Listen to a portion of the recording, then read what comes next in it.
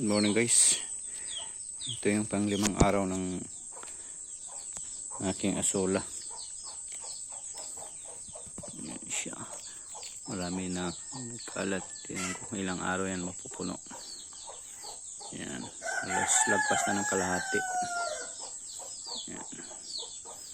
Isa kong alaga doon na naligaw. Hindi siya nakain pag direct kasi hindi pa nasanay. Pero pag haluan mo siya ng darak, yun. Ayan siya. Makapal na dyan sa gilid. Ayan. Ayan. Halos kalahati na siya. Doon makapal na rin. Doon. Ayan. Dito mayroon na rin halos namumuo na. Iba na sa gilid. Ayan. Medyo maambon po ngayon. Araw dito ngayon ang panahon.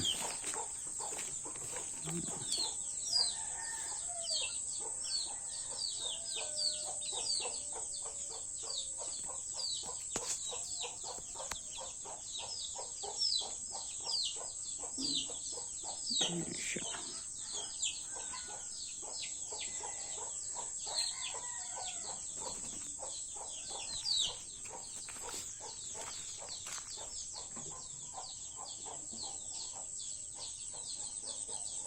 Ang iba sumasampa dito sa gilid.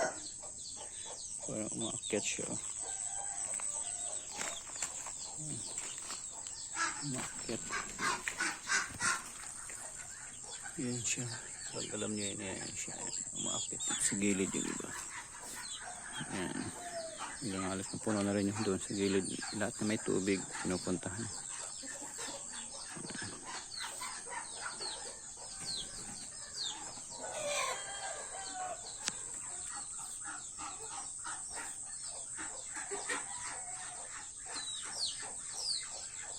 Maambon po ang panahon ngayon.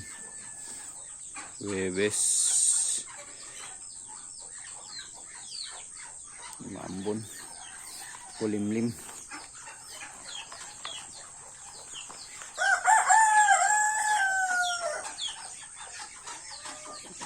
Nag-iingay ng mga alaga ko. Hihintay ng makain. Sila doon nag-aabang. Yung sa balon, tingnan natin yung sa balon. Yan siya guys, yan. Ito kalate.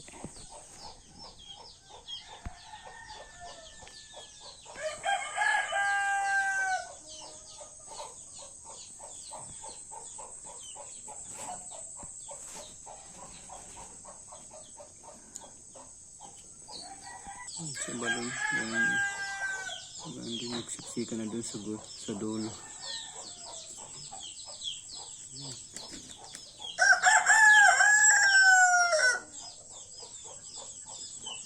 Gagawin namin itong puso na may pagdating ng araw ngayon kasi tagulan kaya hindi siya mahukayan uli, hindi siya malinisan.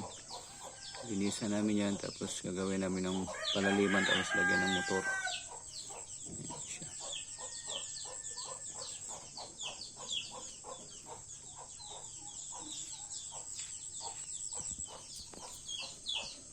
Yung ginawa naming bakod nung nakarang araw para dyan yung mga patot, ibubukod ko sila. Ganyan siya. Yan.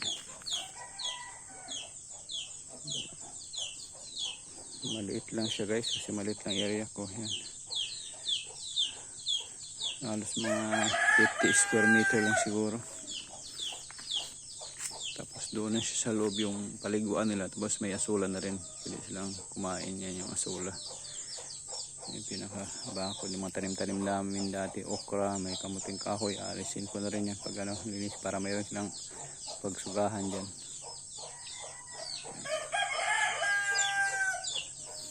Iingay na yung mga sisyo, may inahin doon na nag-iingay.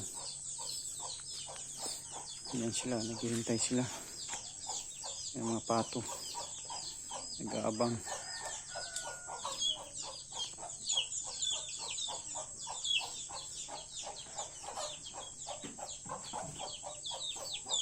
Yung ibang mga manok nasa labas na nagala. Before dapat gagala sila, kakain muna.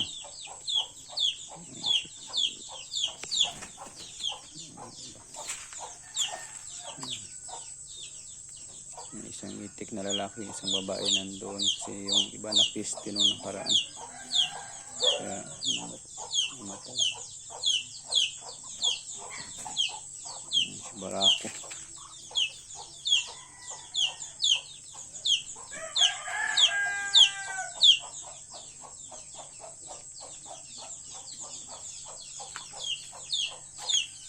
Susunod yan sila dito kung saan pupunta.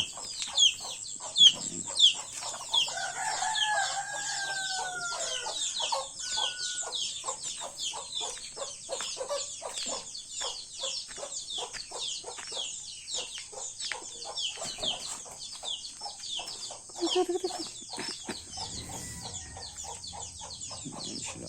Nakailira o nakailira.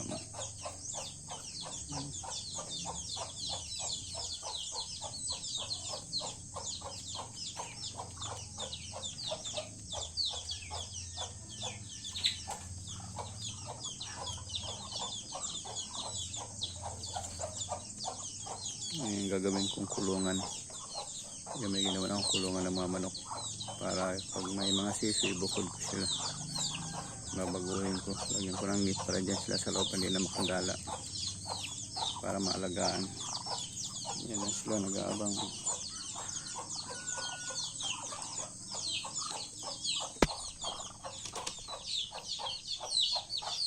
Thank you guys for watching. Please like and subscribe. Don't forget to click the bell para ma-update kayo ng lagi ng aking mga videos. Maraming salamat po. God bless po sa lahat.